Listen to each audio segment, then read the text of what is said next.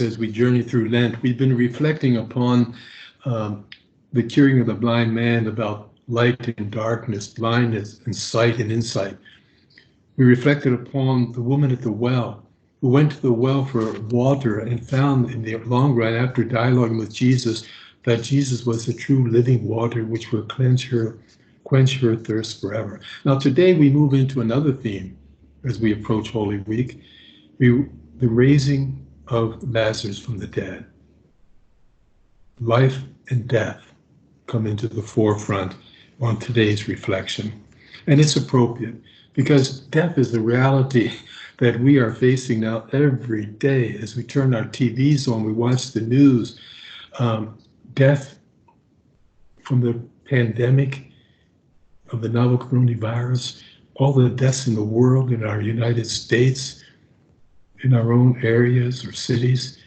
Death is a reality which, if we could become overwhelmed by this, by the uncertainty of what tomorrow brings, what next month brings, if we're not anchored in Jesus, if our faith is not firm in Him, that fear can lock us in the tomb of our own fear. Jesus will overcome. Ezekiel says in the first reading today, we cry out in the responsorial psalm, "O Lord, hear our cry. Out of the depths I cry to you, O Lord." And Ezekiel the prophet says that God will bring life from death. And Jesus promises that for us. And Jesus always fulfills His promises. So let's turn to the narrative, the moving narrative of Jesus, who had spent, remember, he spent a lot of time. He would go to the home of Lazarus, Martha, and Mary. It's a place where he could sort of get away from it all and kick off his sandals and relax and have a meal with them and enjoy their company. Well, he got word that Lazarus was sick, and before he got there, he could return to Bethany, Lazarus was dead. And when Mary and Mary and Martha went out to meet Jesus as he came into the town, they said, "Lord, if you had been here, our brother would not have died." And it tells us that Jesus wept. Jesus wept tears of tenderness and compassion. And even it moved the people around them and said, "See how much he loved him." Then Jesus said, "Take me to the tomb. Roll back the stone." And then he called, "Lazarus, come out. Come out." And when Lazarus appeared, wrapped in all the burial bandages, Jesus further exclaimed, "Unwrap him, set him free."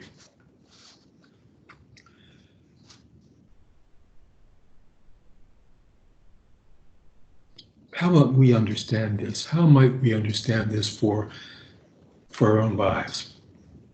In order to do that, I'd like to just spend a moment to go back to the second reading of today, a letter that Paul wrote to the Romans.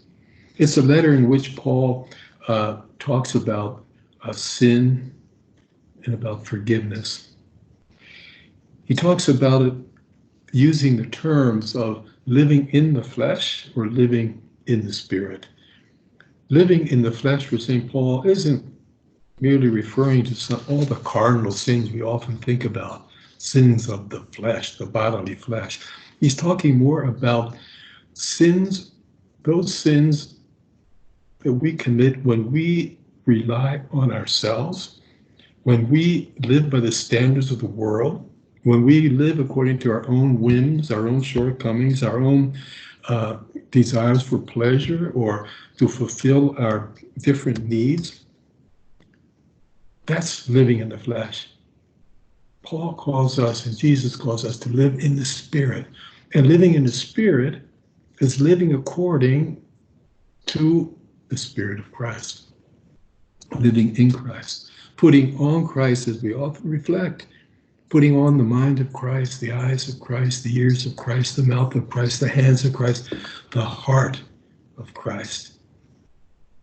It's a choice we make every day to live in the Spirit or live according to the flesh, according to the standards of the world. That's the choice we have, a choice between life and death. Jesus says, I am the resurrection and the life. Believe in me.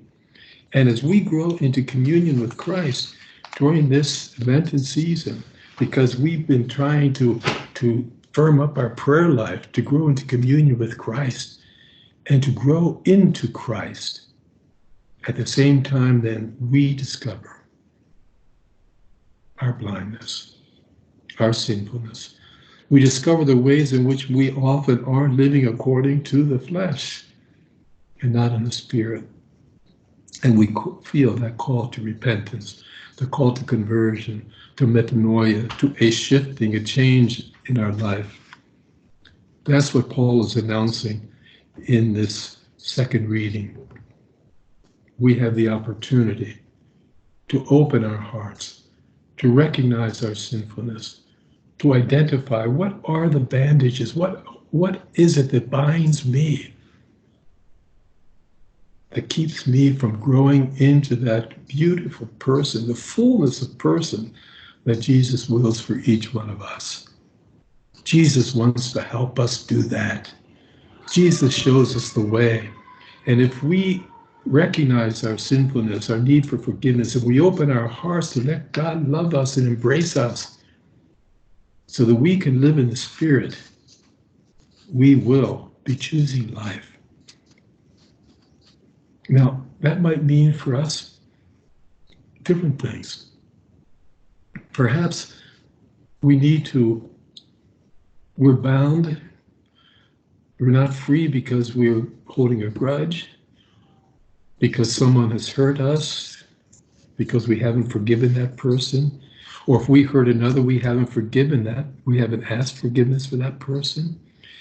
It could be also that we are called, we feel called then to rebuild a broken relationship in our very family, among our companions at the university or friends at the university or elsewhere. For others, it might be that we feel a call to be more open in solidarity, to reach out. The world isn't just about me, but we're in this together. And if one member of the body is hurting, we all hurt. And so we feel this call to reach out and to be one with those who are in need, especially the vulnerable and the marginalized. So today we're called to rejoice in forgiveness. Rejoice in the forgiveness that God offers to each one of us when we recognize our need for forgiveness. We let God unwrap us and fill us with His grace. And grace is a gift. It's a gift. We don't win it by any merit of our own, but God is the God of mercy and love, and He wishes to pour that love and forgiveness in us. And when we receive that love and forgiveness, when we experience that new life in the Spirit, then we are also called to share that with others.